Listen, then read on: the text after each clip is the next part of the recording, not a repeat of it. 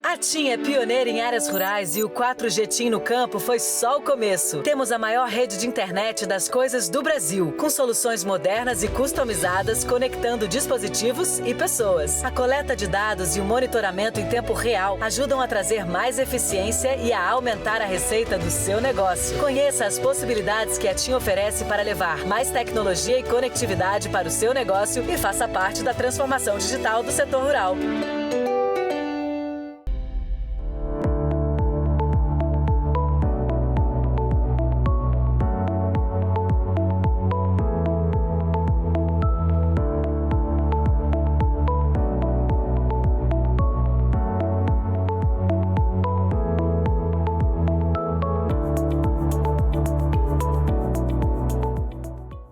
Bom dia a todos. Sou Lucas Amorim, diretor de redação da Exame, e é um prazer dar as boas-vindas à edição 2022 do Super Agro, o nosso evento que discute as oportunidades e desafios do agronegócio no Brasil e no mundo.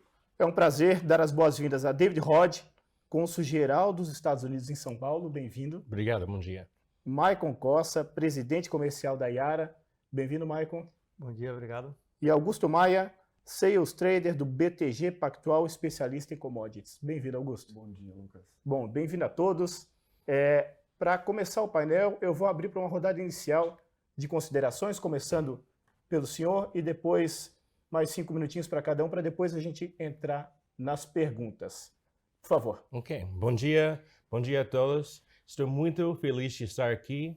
Obrigado à revista Exame pelo convite e pela oportunidade de discutir a parceria substancial que os Estados Unidos e o Brasil têm construído para promover nossos interesses agrícolas mútuos.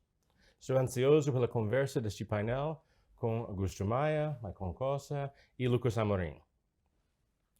Os Estados Unidos e o Brasil são duas superpotências agrícolas.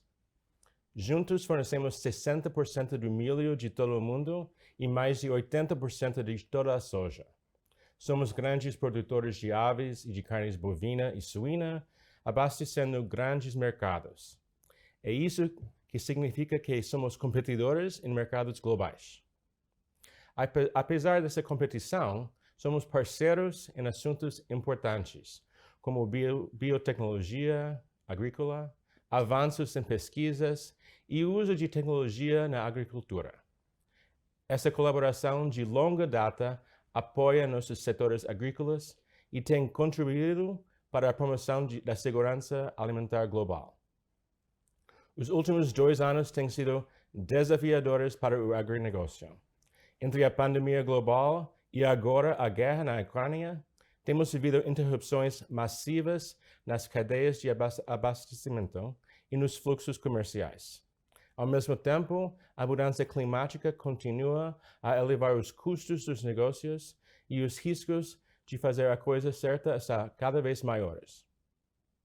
Em meio a tudo isso, o Brasil e os Estados Unidos permanecem firmes na visão mútua de um futuro no qual as pessoas no mundo tenham acesso a alimentos seguros e nutritivos em abundância. Um esforço colaborativo essencial que nós compartilhamos é o combate à mudança climática e o apoio à agricultura sustentável. Os Estados Unidos e o Brasil trabalham por meio de vários mecanismos para coordenar neste espaço. O Departamento de Agricultura dos Estados Unidos também implementou programas no Brasil que apoiam o gerenciamento de incêndios florestais, a gestão pública territorial, o combate ao desmatamento e a exploração de madeira ilegal. Partindo dessas iniciativas, ao longo do último ano, elevamos a nossa colaboração a um novo nível. O Brasil é um parceiro-chave de iniciativas globais como o Compromisso Global de Metano, firmado na COP26. Agora é a hora de pensarmos de maneira inovadora. Por exemplo, imaginem se pudéssemos aliar o nosso trabalho para reduzir a emissão de metano aos esforços de diminuir a dependência aos fertilizantes tradicionais? Essas são as conversas que estão ocorrendo nos corredores do Departamento de Agricultura dos Estados Unidos. Estamos animados para ver onde essa colaboração com pesquisadores brasileiros pode nos levar. Estados Unidos e o Brasil também têm diferenças comerciais. Estou confiante que vamos superar até esse desafio, porque a nossa relação bilateral é sólida. Um exemplo disso é a tarifa da importação cobrada desde 2017 sobre o etanol não proveniente do Mercosul, que impacta principalmente o etanol produzido com milho norte-americano. Como líderes mundiais em produção e consumo de etanol, os Estados Unidos e o Brasil estão bem posicionados para expandir a demanda global de etanol para o benefício de todos nós nesse momento crítico. Isso exigirá colaboração e cooperação. Agradecemos a liderança do Brasil por temporariamente eliminar as tarifas sobre etanol e certos produtos alimentícios durante 2022, para garantir a circulação de produtos para todos e aliviar os efeitos da inflação e do conflito na Ucrânia. Encorajamos o Brasil a tornar a tarifa zero permanente. Queremos trabalhar juntos para expandir o papel dos biocombustíveis no mundo. Outro assunto importante é de fertilizantes, que estão enfrentando o maior desafio que a agricultura moderna enfrentou em sua história recente. Temos presenciado uma abrupta ruptura na circulação de alimentos e fertilizantes resultantes do ataque injustificado e não provocado da Rússia à Ucrânia. A crise trouxe desafios reais pelo mundo todo, e um deles é o fornecimento de fertilizantes vitais para a produção agrícola. Entendemos as preocupações legítimas do Brasil com relação ao impacto sobre os fluxos comerciais devido ao conflito. O Departamento de Agricultura e o Departamento de Estado norte-americanos têm estado muito próximos do Ministério da Agricultura, Pecuária e Abastecimento e do Ministério das Relações Exteriores para tentar encontrar soluções. Por exemplo, os Estados Unidos estão trabalhando para criar oportunidades de usar menos fertilizantes, acelerando pesquisas sobre o uso mais eficiente deles, como a nossa pesquisa em tecnologia de sensores que vai determinar a necessidade de fertilizantes. Na semana passada, o secretário de Agricultura, Vilsack, conversou com a ministra Tereza Cristina antes de ela deixar o cargo e contou que os Estados Unidos anunciaram recentemente uma iniciativa para prover recursos para que o país se torne autossuficiente no desenvolvimento de fertilizantes.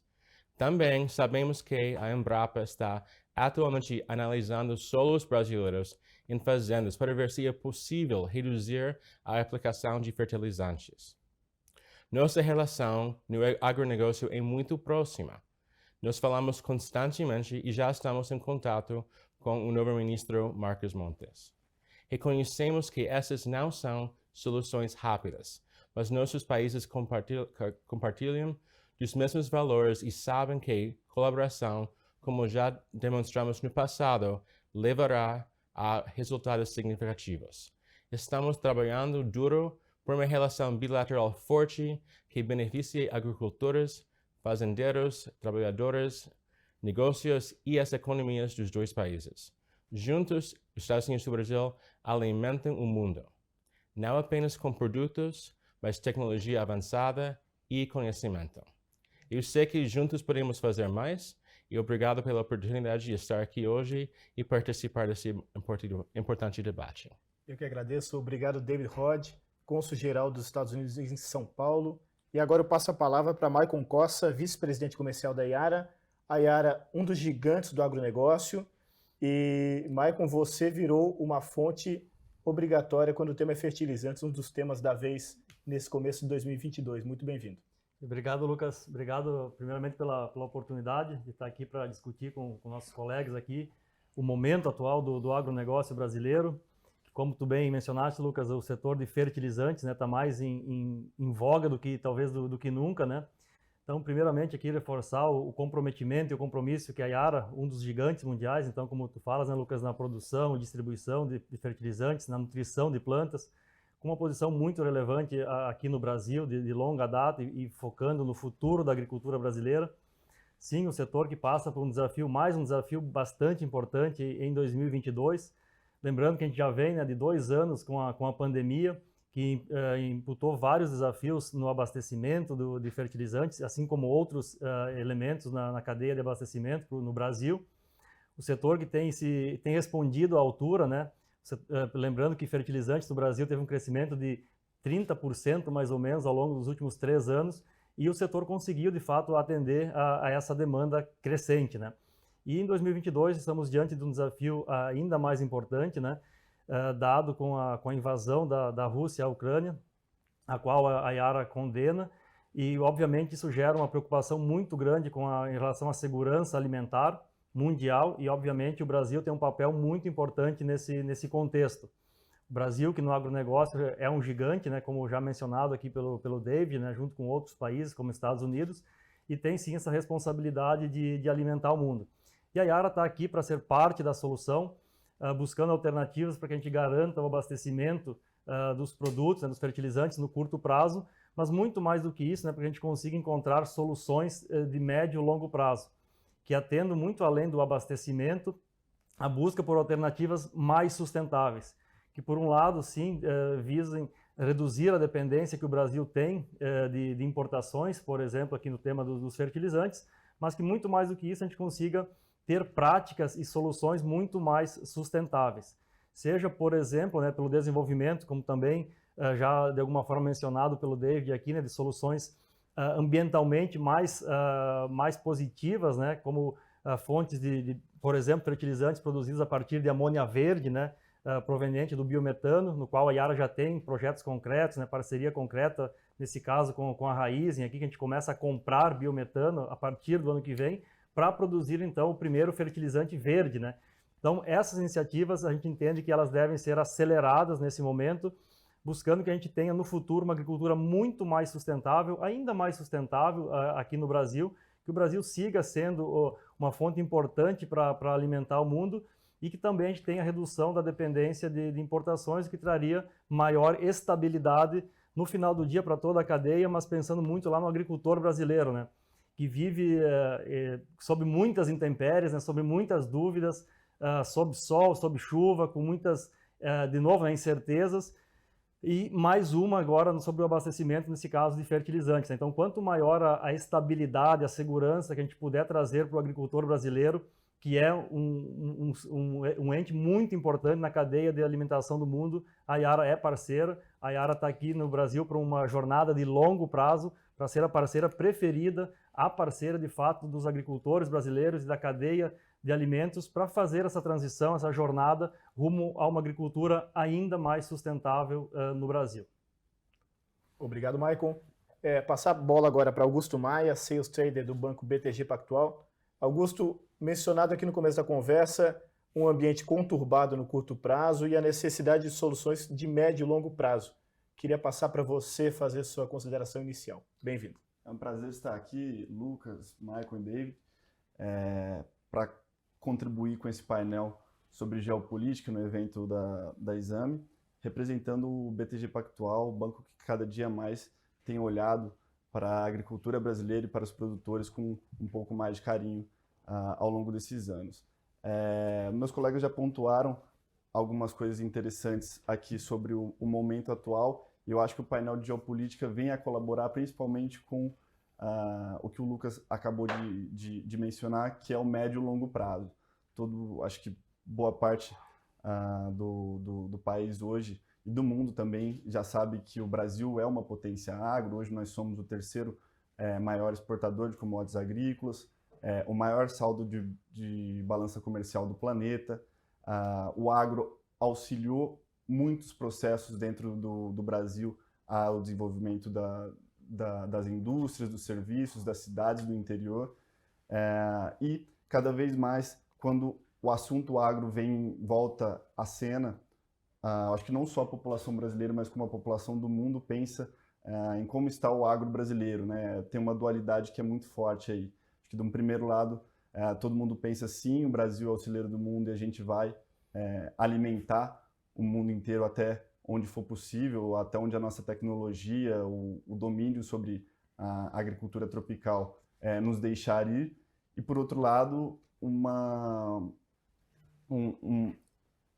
contraponto que é a que preço, né? O quão estamos sustentáveis nisso, o quanto o nosso marketing lá fora é negativo ou positivo, e como é que as duas coisas vão se equilibrar no médio e longo prazo, né? No curto prazo a gente sabe que a gente é uma potência, mas no médio e longo prazo fica essa grande dúvida. E eu acho que o painel de geopolítica é muito importante nessa questão, porque ele vai trazer em cena justamente como solucionar isso, como vamos trazer esse equilíbrio para o campo, e aí principalmente como vamos fazer parcerias de longo prazo, como é que a gente vai explorar esse apoio, quais são os novos mercados, para onde o Brasil está olhando, e quais vão ser as nossas sinergias de desenvolvimento com o mundo. A gente sabe que a gente tem um momento que a gente performa muito bem no setor de agricultura e pecuária, mas que, olhando os números, como um bom pesquisador de comércio internacional, a gente tem que saber que poderíamos estar num desenvolvimento maior e mais agregativo. Então, eu acho que é mais ou menos essa postura que eu acho que conversaremos ao longo do debate e ao longo do painel. Boa. Obrigado, Augusto. O tema do painel é geopolítica do agronegócio, né? Eu anotei alguns temas que surgiram nas falas iniciais de vocês. Guerra, pandemia, mudança climática, inflação, segurança alimentar.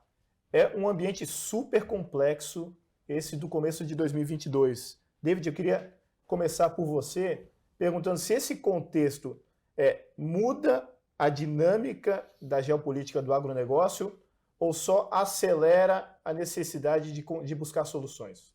Acho que, obviamente, temos que buscar soluções. E acho que as soluções estão entre a parceria entre o Brasil e os Estados Unidos, a tecnologia, as pesquisas.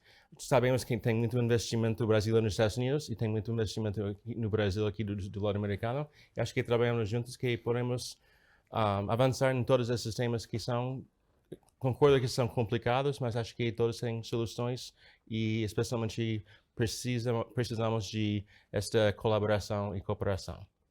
E no caso específico dos Estados Unidos, um gigante dos alimentos e um gigante energético. Uhum. A estratégia dos Estados Unidos para o longo prazo, ela muda com esse contexto de guerra e fim de pandemia, ou é uma estratégia que foi traçada lá atrás e ela vai continuar nos próximos anos? Esperamos que a guerra termine logo. Obviamente, tem uma pessoa que pode terminar a guerra, mas acho que os temas, como mencionou, vão continuar e esta colaboração vai ser importante para no futuro, nos próximos anos e próximas décadas. Não importa quando terminar a guerra, mas tem que terminar logo. Michael, trazer você para a discussão, você olhando com o chapéu de um executivo de uma gigante multinacional do agronegócio. A estratégia da Yara, e puxando também para fertilizantes, ela muda ou ela precisa ganhar intensidade com esse contexto conturbado que a gente tem no início de 2022? Ótima pergunta, Lucas. Eu acho que, de novo, separando um pouco, né, existe uma busca por uma solução de curtíssimo prazo, que é garantir o abastecimento de fertilizantes para o agricultor brasileiro.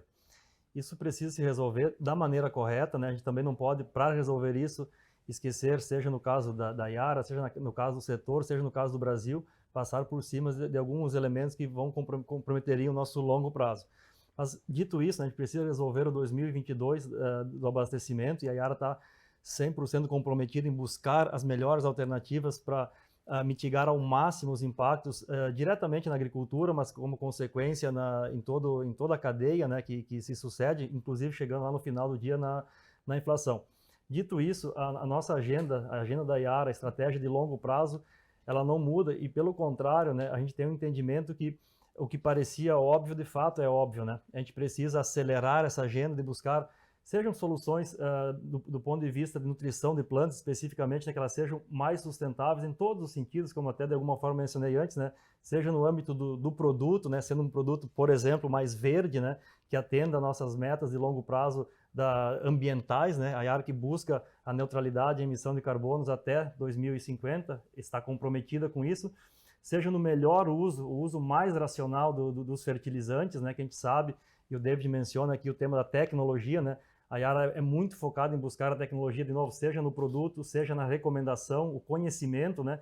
E esse conhecimento que pode ser acelerado e escalado através de tecnologias digitais, fazendo com que mais e mais agricultores tenham acesso à melhor recomendação de como nutrir, lá no final do dia, nutrir a sua planta. Então, toda essa agenda que a gente já vem trabalhando de maneira consistente, o que a gente para agora e olha e fala, a gente deveria ter acelerado mais antes, né? Mas a gente não basta olhar o passado, agora é olhar para o futuro. Então, a nossa conclusão é que a gente acelera essa agenda, né, que a gente poderia chamar de transformação, mas que é a evolução da agricultura brasileira, nesse caso, e como a gente faz a agricultura. Esse é o nosso entendimento. Então, no final, é acelerar a agenda de transformação, mas, ao mesmo tempo, a gente precisa resolver um tema de curtíssimo prazo, porque o agricultor está lá no campo e ele quer saber se vai ter fertilizante para fazer a safra aqui 1, 2, 5 meses, né? Boa, obrigado. Augusto, passar para você. A gente está no momento de guinada ou no momento de aceleração das transformações na geopolítica do agronegócio? No momento Brasil, a gente pode olhar, eu falava no começo da conversa sobre médio e longo prazo, e falar um pouquinho do curto prazo, vendo o que a gente já viveu num passado recente, né? Então a gente, sim, hoje assumiu uma postura de liderança no mercado agrícola mundial, mas a gente teve alguns benefícios recentes que foram peste suína ao longo dos países asiáticos, a gente teve o conflito China-Canadá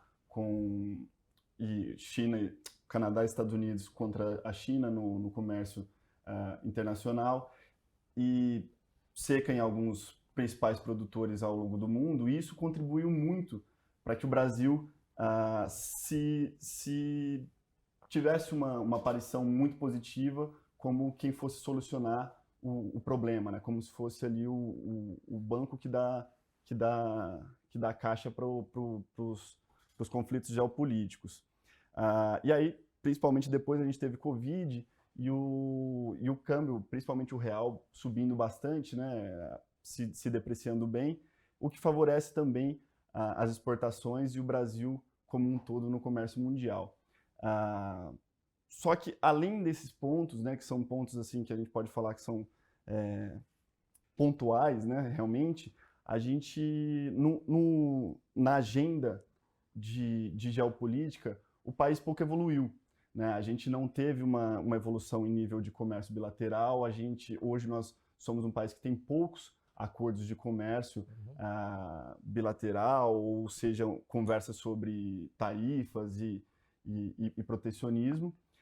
Então a gente veio num curto prazo bom, mas não muito pelo que a gente construiu na geopolítica, e sim pelo onde o cenário nos levou. E aí agora a gente pode ver talvez como a conversa um pouco mudando, né? A gente precisa construir um médio e longo prazo, porque a gente teve um curto prazo muito bom, e como a gente está usando esse curto prazo para construir o longo prazo, né? Será que a gente vai se aprofundar nessas conversas? Será que a gente vai encontrar bons parceiros? Como é que a gente vai usar essa vantagem que a gente construiu agora para evoluir um pouco na conversa? E talvez a gente possa não ter mais tantos eventos exclusivos. Se eu amanhã, pensando dessa maneira, a China, os Estados Unidos e o Canadá entrarem num acordo e o comércio bilateral voltar, como o David já bem pontuou, os Estados Unidos, querendo ou não, é um grande competidor nosso. Aproximadamente 70% da pauta de exportação brasileira bate com a pauta de exportação norte-americana. Então, como é que a gente entra nessa concorrência? É esse o ponto. Como é que, se o dólar voltar a procurar patamares mais baixos agora com o aumento da taxa de juros, como é que o agro brasileiro, a exportação, vai se manter forte, vai se manter robusto? Eu acho que é esse o desafio daqui para frente no médio e longo prazo. Boa. David, falando de Brasil e Estados Unidos, 2 gigantes globais, 2 competidores e 2 parceiros. Até que ponto esse novo cenário cria oportunidades e até que ponto cria mais desafios para a relação entre Brasil e Estados Unidos, falando de agronegócio? A relação entre o Brasil e os Estados Unidos sempre tem sido super forte e grande, abrangente. Acho que vamos continuar como nessa parceria. E, obviamente, vamos continuar a competir também. Queremos exportar um pouco mais para o Brasil também. Acho que o ano passado o Brasil exportou 4 bilhões de dólares de coisas de agrícola para os Estados Unidos e só importou menos de 1 milhão. Então, esse é também um tema que temos que seguir também.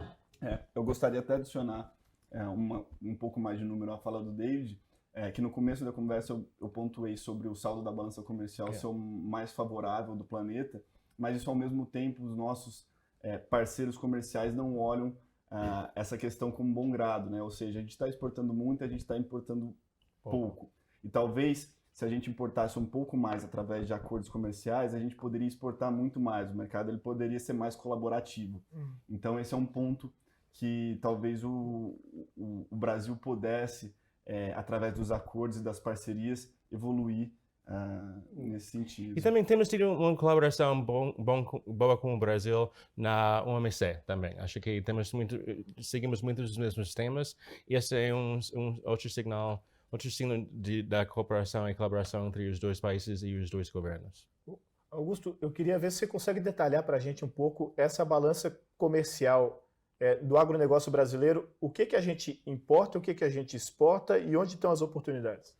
Eu acho que principalmente é um ponto interessante até sobre como vai ser construído o médio e o longo prazo. Eu acho que hoje praticamente não é novidade nenhuma aí no comércio internacional que o Brasil, basicamente todas as exportações, elas são produtos são produtos básicos, né? Então a gente hoje deve ser aí o maior exportador de açúcar, de suco de laranja, de carne de frango, de café e ali muito perto como o primeiro, talvez segundo em carne bovina, competindo com os Estados Unidos, algodão, milho, soja com certeza o primeiro aí. Então são produtos assim muito básicos e ao longo desses últimos 20, 30 anos de abertura de comércio do Brasil, a gente pouco evoluiu, a gente exporta mais hoje em quantidade, em volume, mas em preço os preços das commodities mundo são praticamente estáveis e a gente perdeu muito a questão de diversificação, né? A gente exporta para muitos países, mas a pauta, o que a gente exporta realmente são produtos muito concentrados, né? Então a gente exporta aquilo, a gente é o melhor naquilo e pronto. Então a gente não tem um nível de processamento, a gente não tem uma diversificação de produtos e isso é um pouco do que talvez seja um desafio para o Brasil. Como é que a gente vai evoluir essa balança para ela virar um comércio orgânico, né? Que a gente possa ter uma sinergia com o resto do mundo. E David, quando você fala que quer aumentar as exportações dos Estados Unidos para o Brasil, onde estão as maiores oportunidades? Acho que são em várias áreas, mas acho que uma maneira também de combater um mercado mais aberto aqui no Brasil vai ajudar com o problema da inflação aqui também, para abrir não somente pelos produtos dos Estados Unidos, mas do mundo inteiro. Eu queria trazer um próximo tema para a pauta e passar a bola para o Michael. Michael, fertilizantes. Nas últimas semanas, a gente brinca que todo mundo virou especialista em fertilizantes. Você, de fato, é especialista em fertilizantes. Como o Brasil e os países emergentes e as grandes economias podem reduzir a dependência dos fertilizantes da Rússia e Ucrânia, aquela região mais conflitada nesse começo de 2022, e qual que é o tamanho dessa oportunidade? Obrigado, Lucas. De fato, né, a gente até brinca um pouco, né, a gente sempre quis um pouco mais de mídia para o tema fertilizantes, nutrição de plantas, né, mas não precisava ser tanto, né, ou, na verdade não precisaria ser pelo motivo que nos traz a discussão, especialmente hoje, né. Mas, de fato, né, as alternativas que, de novo, como eu mencionava antes, né, a gente tem que pensar um pouco no o que é o curto prazo aqui, né, e o curto prazo ele vai ser basicamente, nosso entendimento, uma possível realocação de fluxos, né. Então não tem muito mais o que a gente pensar em, vai ter uma produção muito diferente, um aumento de produção em locais, por exemplo, onde a gente teria uma preferência de importação, isso vai acontecer também, mas muito mais é uma realocação, uma readequação do fluxo global de abastecimento, né, que em maior ou menor grau vai atingir o Brasil também. O Brasil não consegue, né, matematicamente falando, reduzir a zero a exposição, por exemplo, ao tema Rússia, Bielorrússia, né, que hoje está muito junto, né, pelo simples fato que mais de 20% do que o Brasil consome vem desses dois países, né? Então, a gente achar que para 2022 resolve com alternativas à Rússia e à Bielorrússia, certamente não para um mercado próximo ao que foi em 2021. Então, de novo, né, a solução de curtíssimo prazo é minimizar essa dependência, sim, privilegiar fluxos alternativos, né, como, por exemplo, da América do Norte, né? Mas aí, de novo, né, nosso grande ponto aqui é como que a gente resolve lá para frente, né? E aí sim, um dos temas é a produção no Brasil, né? E nesse sentido, até foi lançado agora em março, né, pelo governo federal, o Plano Nacional de Fertilizantes, que visa até 2050 o Brasil ter a produção local de pelo menos metade do que consome. É uma meta bastante ambiciosa, ela precisa ser pautada por agendas muito concretas de agora em diante, né? Para que a gente realmente consiga nos colocar na esteira de garantir, né, ter uma visibilidade muito clara que em 20 ou um pouco mais do que 20 anos, né, a gente tenha essa menor dependência. De novo, né, nós como Yara acreditamos muito que a gente acha uma solução aqui que ela venha ao mesmo tempo reduzindo a dependência extrema de importações, lembrando, né, que o Brasil importa 85% dos fertilizantes que consome, é realmente plenamente dependente, né, e ao mesmo tempo consiga evoluir para soluções mais sustentáveis. Nós não precisamos pensar necessariamente, né, de desenvolver no Brasil tão somente o que já se faz em outros mercados, né?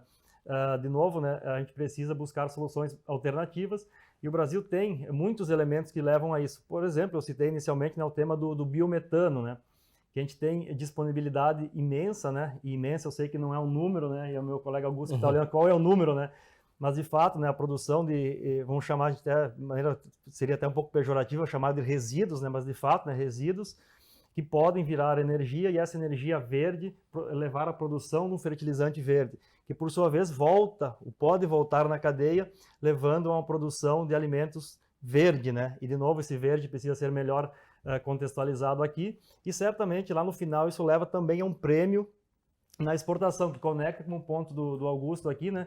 E vai muito além, né, Augusto? Eu entendo muito bem teu ponto, né? A gente poder, lá, se a gente simplificar, falar industrializar um pouco mais, mas mesmo na produção de alimentos puramente, se a gente conseguir evoluir, e o Brasil tem os elementos para isso, para uma produção, vamos chamar assim, de ecologicamente mais correta, né?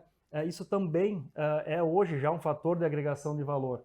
Se a gente olhar para os nossos mercados, né, e aí não são todos eles, não é onde está alocada a maior parte da nossa exportação agrícola, mas em alguns que a gente chamaria hoje de nichos, mas acreditamos que em 5, 10 anos não serão mais nichos, eles já pagam um prêmio, entre outros elementos, por uma produção ambientalmente mais correta. E aí vem esse ciclo de uma retroalimentação positiva, um círculo virtuoso, que ele pode sim, né, ser, e para concluir minha fala aqui, estar sendo desencadeado por um motivo ruim, se a gente quiser colocar dessa forma, mas acelerar uma agenda que ela é muito positiva e que ela passa a se viabilizar pela necessidade imposta nesse momento. E agregando um ponto a isso também, que a gente possa trabalhar para atender a diversidade dos povos, né? São diversos países, como eu comentei, é uma pauta muito diversificada em países, a gente tem um certo acesso a boa parte dos mercados, mas talvez a gente chegue nesses mercados, talvez não com o produto que precisa, com a maneira que ele é apresentado, ou seguindo os protocolos de sanidade que são exigidos, e por conta disso talvez a gente esteja aí pecando um pouco nessa questão e deixando de captar um nicho que seria um nicho que paga melhor, né? Isso, podemos dizer exato. assim. David, quer complementar sobre a oportunidade dessa inovação em fertilizantes e agricultura verde para os Estados Unidos? Eu sei que tem muito interesse da parte do governo, também da indústria, para avançar nesse tema.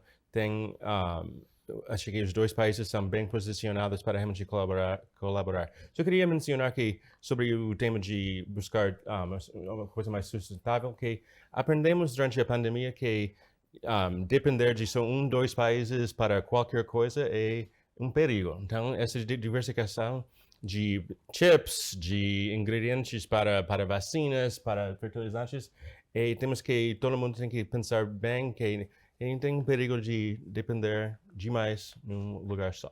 E puxando esse gancho de dependência de poucos parceiros comerciais, um outro tema obrigatório é energia. energia e energia verde à luz da pandemia, das quebras nas cadeias globais de suprimento e da guerra. E os resultados da COP26 para cumprir com os compromissos que o Brasil fez, que os Estados Unidos fez, que todo mundo fez também. Como essa revolução verde na energia muda a dinâmica da geopolítica no agronegócio, o tema do nosso painel, e em que pé a gente está nesse desenvolvimento? A gente está começando a revolução verde? Acho que estamos começando. Acho difícil ver exatamente como vai ser, mas acho que a importância da agricultura vai ser maior cada vez para realmente avançar nos temas globais e de clima, etc. Michael, quando a gente fala de revolução verde na energia, sempre tem aquele porém que é o risco para a segurança alimentar e como que a expansão verde de energia impacta a cadeia de alimentos. Como é que a Yara se posiciona e qual que é o tamanho desse mercado que vocês veem no curto, no médio e no longo prazo? É um tema que norteia o nosso painel aqui. Bom ponto, Lucas. E, de fato, né, eu acho que a gente tem que pensar um pouco além aqui. Se a gente pensar antes de uma evolução, né, pensar na tecnologia disponível hoje, ou o que se faz comumente hoje, né, a gente fala assim de uma concorrência, né, eu uso o milho para produzir um etanol ou o milho para alimentação animal e, por consequência, depois a alimentação humana. O mesmo vale para a cana-de-açúcar aqui no Brasil, né, eu uso a cana-de-açúcar para produzir açúcar ou produzir o etanol. E esse eu acho que por si só, obviamente, é um tema muito importante, e aqui sim o ganho de escala, o ganho de produtividade, ao longo do tempo, ele deve nos permitir atender um pouco melhor a esses dois aspectos, a alimentação diretamente e a produção de energia. Mas além disso, né, como eu até mencionei antes, o tema por exemplo, da utilização de resíduos, então esses resíduos que não estão sendo utilizados hoje para alimentação humana, e eles podem sim, e a gente já tem tecnologia, projetos concretos, como eu mencionei, a Yara está trabalhando e vai começar a produzir a partir já de 2023 o primeiro fertilizante, né, verde. Então isso é uma alternativa que ela não concorre diretamente. E aí qual que é o tema aqui, né, Lucas? E aí vem sempre quando a gente busca alternativas aqui mais verdes ou ambientalmente mais corretas, sempre tem outro ponto aqui que ele vai bater na viabilidade econômica. Isso sim segue sendo ainda um desafio que já é muito menor do que foi no passado, mas de novo a necessidade, a evolução da tecnologia, o entendimento da sociedade como um todo que precisa evoluir, e aí esse para mim é um ponto muito importante, né? Não é a indústria que precisa evoluir, não é necessariamente o agricultor somente que precisa evoluir, mas somos nós todos como sociedade que precisamos evoluir. Nós queremos um mundo, então, ambientalmente mais correto. Eu que vivo aqui em São Paulo, né, eu quero um mundo ambientalmente mais correto, e se sim, né, eu estou disposto a dizer lá para o agricultor que está lá em Lucas do Rio Verde, no Mato Grosso, que eu estou disposto a eventualmente pagar um centavo a mais, seja aqui no cafezinho, né, não seria para Lucas do Rio Verde, né, seria para Minas Gerais, aqui para o sul de Minas, talvez, mas eu estou disposto a pagar 5 centavos a mais no meu café, 1 centavo a mais, disposto e posso, né? E aí essa combinação para ter um alimento, por exemplo, que é ecologicamente, ambientalmente mais correto, ou eu só estou querendo cobrar isso que alguém faça por mim, né? Então essa discussão, e ela está acontecendo muito mais abertamente hoje na sociedade, e a combinação disso tudo. Então a possibilidade técnica que está evoluindo, então a tecnologia em si, o entendimento da indústria e do pensar aqui no próprio agricultor em buscar alternativas, e sim, tem que ter o cliente aqui, né? Eu vou produzir para quem? Tem alguém disposto a comprar isso? E mais a gente vê que sim, né? Tem mais pessoas que vão sustentar o seu discurso, né? Porque se eu falo que eu quero um mundo ambientalmente mais correto, eu tenho que respeitar isso em toda a cadeia, seja quando eu estou lá falando, nesse caso, por exemplo, com o agricultor, seja quando eu estou no balcão do supermercado como cliente. Respeitando, obviamente, aqui o tema que nós temos, o tema da desigualdade social, que a gente não pode ignorar, quanto menos aqui no Brasil. Quando eu falo, se eu estou disposto a pagar, a gente tem que entender que também, né, e Augusto pode trazer os números, né, Augusto, que nem todo mundo pode pagar. E aí vem a evolução da tecnologia. Mas o primeiro passo, quem pode pagar, precisa pagar para que a tecnologia se desenvolva e em algum momento a gente saia de um nicho e vire o mainstream, né? Vire a regra. Então, a combinação disso, da cadeia como um todo, é o que vai nos levar para um mundo mais sustentável. Não é um setor isolado que vai nos levar. e a Yara acredita muito nisso. Temos o desafio e aceitamos de ser protagonistas e, de alguma forma, assumir alguns riscos em ser um dos primeiros agentes dessa cadeia a puxar esse desenvolvimento. Nós entendemos claramente que sozinhos, assim como nenhum outro jogador, conseguiríamos fazer a diferença. Nós temos que levar toda a cadeia e toda a sociedade no final do dia para esse caminho, que ele é possível e talvez a gente vai concluir aqui há um pouco tempo que é o único caminho viável para o nosso futuro, né? Augusto, se é o único caminho, o que o Brasil tem feito e o que o Brasil poderia fazer a mais para ser protagonista ou para ser mais protagonista nessa revolução energética? Acredito que realmente é uma pauta importante, o cerco está se fechando e a gente vai realmente precisar evoluir nessa conversa e não adianta muito a gente ficar naquele discurso, é só essa vigilância toda é só com o Brasil, né? Porque na verdade não, o mundo inteiro ele realmente hoje vai funcionar, a gente vai ter que seguir alguns protocolos e algumas agendas aí, principalmente de Revolução Verde. Acho que o Brasil, no curto prazo, ele tem essa, como o Maicon falou, a gente dominou assim, o uso da agricultura tropical, a gente evoluiu bem na questão de produtividade, e isso já é uma pauta que daqui a alguns anos, com todos os ganhos que a gente vai ter de escala, de logística, de investimento realmente na cadeia de suprimentos, a gente possa ter esses dois lados, tanto a agricultura atendendo o lado da alimentação e o lado energético tranquilamente. Eu acho que não será um problema para a gente no longo prazo, dado a maneira que a gente evolui. E aí eu acho que, por fim, fica só um problema que passa a ser realmente geopolítico, de como é que a gente vai... como é que os nossos parceiros estão reconhecendo isso, né? Porque a gente pode estar fazendo o dever de casa, a lição está sendo bem feita, mas como é que isso está sendo passado pro resto do planeta? E aí que está uma questão que eu acho que talvez a gente deva se empenhar um pouco mais, um pouco mais de causa e sair um pouco do discurso, poxa, a gente é vítima da questão toda, né? A COP mostrou, né, a COP, enfim, em novembro, agora tem nova edição em novembro no Egito, mostrou a importância da proatividade e da comunicação, né, para mostrar o que o Brasil tem feito e o que pode vir a fazer ainda para ser visto como um ator relevante para as mudanças, não só recebendo críticas, né, nessa frente de sustentabilidade, energia e agronegócio. Eu queria puxar um último tema para a discussão. Quer falar, Maicon? Não, só acho que fazer um ponto aqui, né? E obviamente, quando a gente fala na agricultura brasileira, a gente sabe que tem muito por certo para melhorar. Inclusive na base atual, né, a gente sabe que existem, né? Infelizmente, algumas que são exceções hoje em dia, felizmente, né? Mas práticas que são inclusive contra a própria lei, né?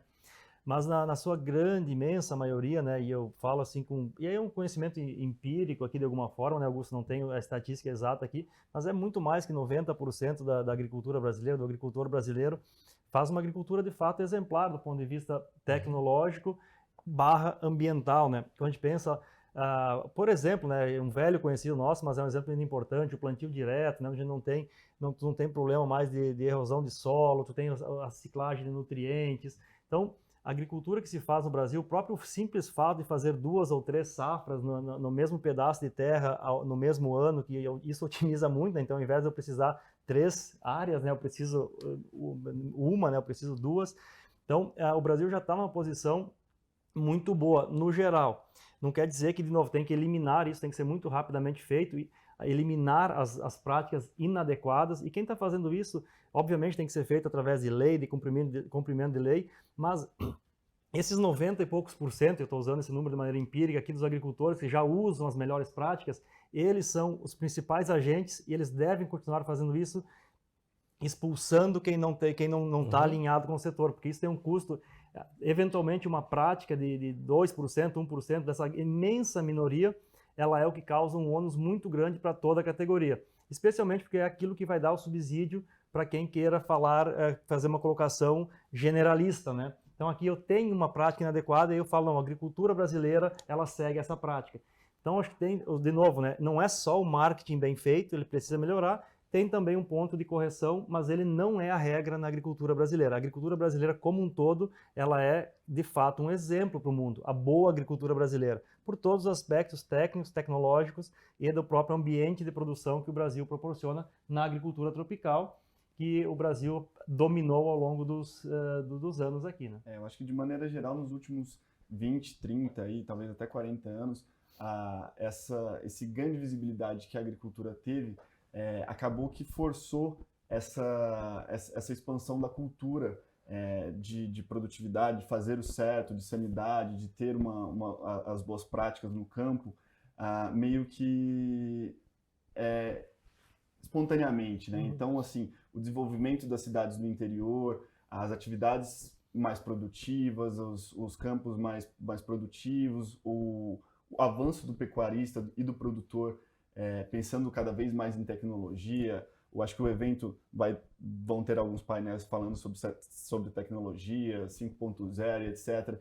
Então, hoje o Brasil, o campo vive essa coisa, poxa, vamos fazer o certo, vamos implementar as tecnologias, vamos tentar ser uma agricultura realmente de ponta. E aí, como é que a gente vai transbordar isso para o resto do mundo, essa sensação que a gente vive hoje no Brasil e que talvez o pessoal não olhe para a gente com esses olhos. Né? Eu vou passar para o David comentar esse tema, se fizer sentido, e também falar de um último tópico rapidinho, está quase terminando o nosso painel, mas que é inflação e segurança alimentar, um tema que foi muito falado aqui no painel e está muito na pauta. Como isso muda a atuação dos Estados Unidos e a estratégia agrícola dos Estados Unidos no curto e médio prazo e a relação com o Brasil, David? Realmente não sei exatamente como vai ser o efeito. Eu sei que tem muito parte da conversa entre os dois governos de como colaborar porque a inflação está afetando os Estados Unidos, o Brasil e todo mundo. Então, acho que vamos continuar nesse tema, mas não vou prever exatamente como vai ser a reação da indústria. Eu vou abrir para considerações finais, tendo como pano de fundo inflação, sustentabilidade, revolução verde, energia, guerra, cadeias globais, enfim, todos esses temas que nortearam a nossa conversa. Eu vou passar 2 minutinhos para cada um, começando por você, Augusto, considerações finais e apontando para frente o que deve pautar as discussões nesse tema pelos próximos meses, por favor. Acredito que é isso, muito como a gente já comentou aqui, o curto prazo ele vem sendo bem feito, né? A gente tem um bom desempenho comparado aos nossos pares no restante do mundo na questão agricultura. Isso vem colaborando para o desenvolvimento do país, para o desenvolvimento social, para o desenvolvimento dos setores de indústria e serviços, tem gerado grandes sinergias. E aí a gente tem que ficar atento realmente para a questão como é que a gente vai se portar, ao meu ver, aí no nosso médio e longo prazo, para que esse boom que a gente vive hoje, essa euforia, como eu já pontuei aqui, ela possa se manter aí a um médio e longo prazo e que o Brasil venha realmente se consolidar como uma potência, principalmente que vai alimentar o mundo e vai alimentar o mundo com qualidade. Eu acho que é esse o ponto, eu acho que são essas, independente das agendas que a gente tem daqui para frente, tanto na questão geopolítica, como nós vamos criar novos parceiros, como nós vamos diversificar as pautas, como nós vamos tentar melhorar os produtos, evoluir nessa questão, até a questão do verde, concorrência com os alimentos. Então, são pautas que nós temos que olhar em conjunto, trabalhar, estar atentos aos mercados que querem participar conosco desse crescimento, que querem evoluir nesse sentido, e tem aí uma questão de prioridade com os alimentos ou as fontes brasileiras, né? Então, acho que a questão é essa, cumprir, elaborar melhores agendas de médio e longo prazo, questão geopolítica, de tecnologia, de produtividade, para que a gente possa se manter aí na dianteira do agro mundial. Obrigado. Marco? Do tema inflação, né, obviamente, né, a nossa preocupação ela é grande no sentido da segurança alimentar, né, que infelizmente, né, como A gente viveu isso de alguma forma na pandemia, né? Quem vai sofrer primeiro e sofrer muito mais são, obviamente, as pessoas com maiores necessidades sociais, né? E isso a gente não faltam, infelizmente, exemplos aqui no Brasil, mas pensa no aspecto global, a gente sabe que quem já vive em situações de escassez de alimentos por questão de não ter condições financeiras de acesso, isso vai se intensificar, infelizmente, e essa é uma preocupação que está no topo da agenda da Yara globalmente, né? Como que a gente leva alimento para todo mundo, né? Na nossa missão de alimentar o mundo e proteger o planeta. Pensando aqui no nosso contexto no Brasil, de novo, né, e olhando mais para frente, né, em resolvido 2022, que de alguma forma vai se resolver, né, a gente segue acelerando a agenda de buscar cada vez mais uma agricultura mais sustentável, como a gente já mencionou antes.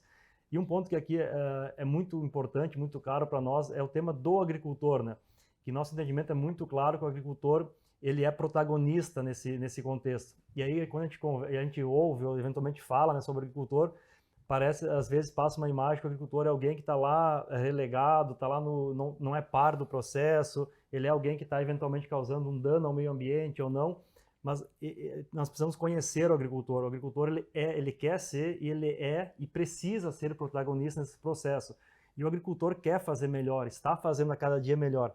E nós entendemos que a solução para uma agricultura ainda mais sustentável, uma agricultura, como a gente fala, uma agricultura verde, ela passa, obviamente, por integrar cada vez mais o agricultor brasileiro nessa discussão. Ele quer se integrar, ele faz parte dessa discussão e nós entendemos que esse é o ponto central. E a Yara se posiciona para ser a parceira preferida e a parceira ideal desse agricultor para fazer essa transformação rumo a um futuro mais sustentável da agricultura e, por fim, da sociedade como um todo.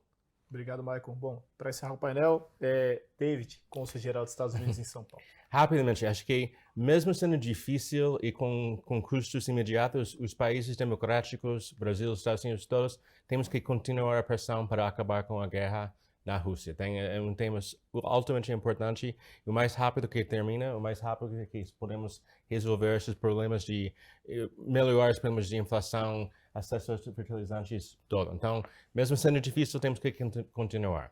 E acho que vamos continuar nesta parceria que temos entre o Brasil e os Estados Unidos para buscar soluções sustentáveis, para investir na tecnologia, e não só tecnologia para ser utilizada no Brasil e nos Estados Unidos, mas tecnologia que pode fazer todos os países do mundo mais sustentáveis e mais com melhor acesso para alimentos para todos. Então, nisso estamos e vamos continuar. Muito obrigado. Bom, muito obrigado a todos. Queria agradecer David Rod, Cônsul-Geral dos Estados Unidos em São Paulo, Maicon Costa, Vice-Presidente Comercial da Yara, Augusto Maia, Sales Trader no BTG Pactual. Queria agradecer também a audiência e convidar todos para o nosso próximo painel, novos modelos e players para concessão de crédito e financiamento do agronegócio, com Marcelo Sacati, editor da Exame Invest. Obrigado a todos.